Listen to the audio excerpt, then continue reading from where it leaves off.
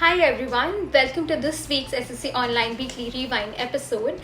This week we have several interesting stories to keep you glued in, along with the winners of SSC Online Quiz. So stay with me and don't go anywhere. Let's start with the Supreme Court updates. Dismissing a half-a-century-old litigation which was started in 1971, having 5 rounds of litigation at the stage of execution of a simple money decree, the Supreme Court finally puts an end to what appeared to be a never-ending litigation by holding that res judicata is applicable on execution proceedings and the judgment debtor cannot be allowed to raise objections in installments.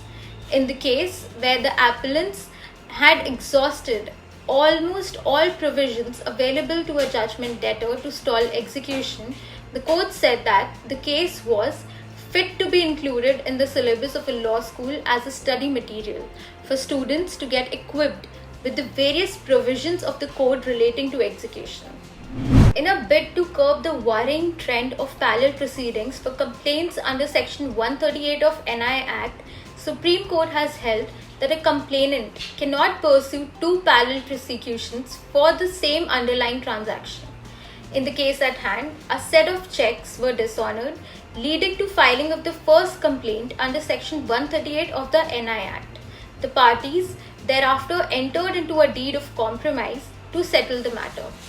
While the first complaint was pending, the checks issued pursuant to the compromise deed were dishonored, leading to the second complaint under Section 138 of the NI Act.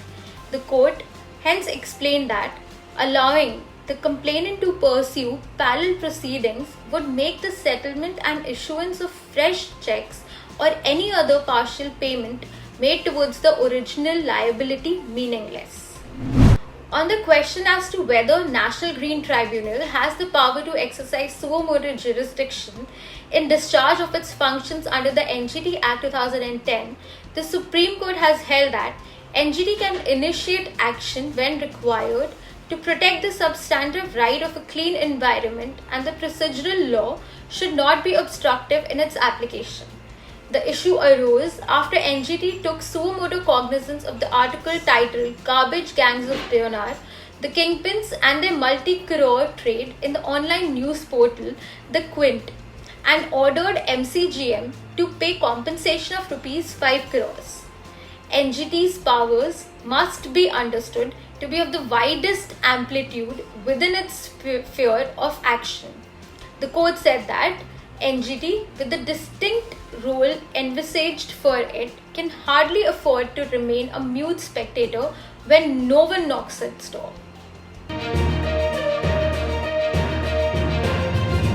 Coming to the High Court updates, while dismissing the challenge to Rakesh Asthana's appointment as Commissioner of Delhi Police and upholding the centre's decision on the same, the Delhi High Court expressed that it ought to be kept in mind that Delhi, being the capital of India, has a unique, special and specific requirement. It has witnessed several untoward incidences and extremely challenging law and order situations, which have an international implication, which, in the wisdom of the central government, necessitated appointment of an experienced officer possessing diverse and multifarious experience of heading a large paramilitary security force apart from other factors. Expressing that husband must also carry the financial burden of making certain that his children are capable of attaining a position in a society wherein they can sufficiently maintain themselves, Delhi High Court stated that in households wherein the women are working and are earning sufficiently to maintain themselves, it does not automatically mean that the husband is absolved of his responsibility to provide sustenance for his children. If the husband has sufficient means, he is obligated to maintain his wife and children and not shirk away from his moral and familial responsibilities. To elaborate more, the High Court added that at the age of 18, it can be safely assumed that the son is either graduating from 12th standard or is in his first year of college.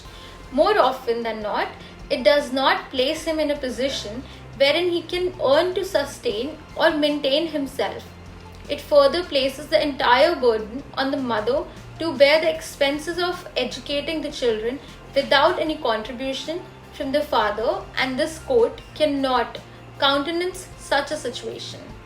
In a very interesting matter, Kerala High Court held that a married daughter and parents of the deceased women are legal representative under the Motor Vehicles Act and hence are entitled to claim compensation as a dependent of the deceased.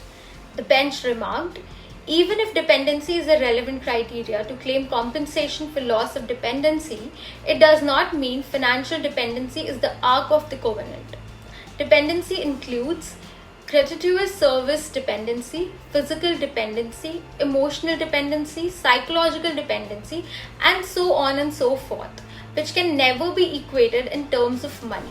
In another case, Kerala High Court directed the state of Kerala along with the Commissioner of Police to take steps for effective implementation of victim protection scheme, particularly with regard to victims of sexual harassment.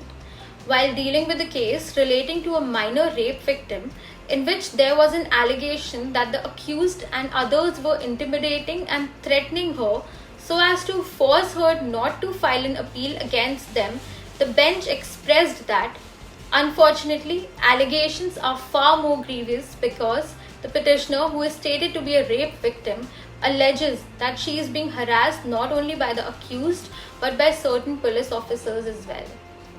Bench expressed the need of giving a close look to the stipulations for protection of women who had faced the agony of sexual harassment and attack. Jammu and Kashmir High Court applied the principle of strict liability to grant compensation of the petitioners who had lost their son due to negligence of the Power Development Department.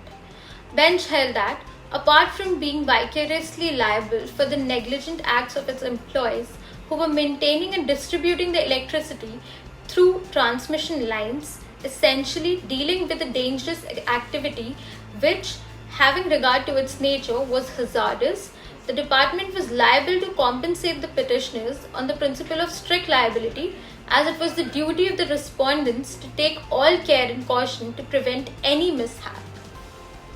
Expressing that a woman has the right to make choice to carry pregnancy, at the same time it's her right not to carry the pregnancy, subject to conditions and restrictions enumerated under the Medical Termination of Pregnancy Act, Telangana High Court permitted termination of pregnancy of a 16-year-old girl though the gestation period crossed 24 weeks.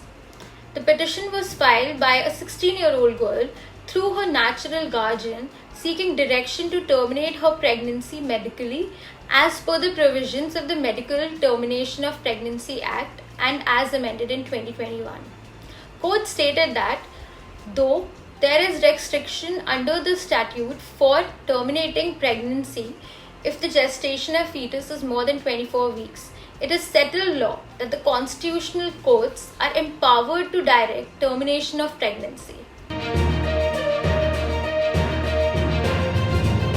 Noting a nationwide cartel among certain beer companies, Competition Commission of India imposed penalty on 3 beer companies on finding regular communications with respect to planning and coordinating of price hikes to propose to state authorities. To read the full report of this really interesting case, please check out SEC Online blog.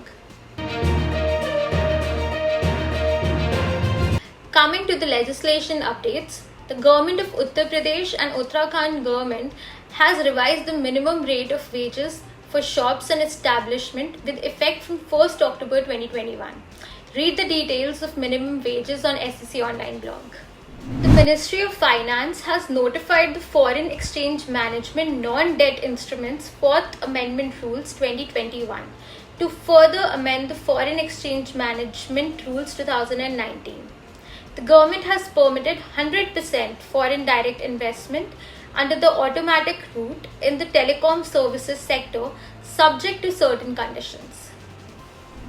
Ministry of Road Transport and Highways has notified the Central Motor Vehicles 25th Amendment Rules 2021.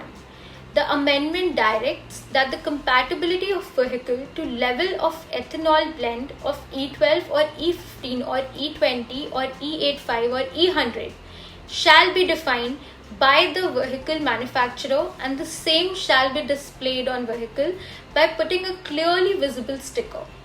The newly manufactured gasoline vehicles fitted with spark ignition engine compatible to run on ethanol gasoline blends of E12 and E15 shall be type approved as per prevailing gasoline emission norms.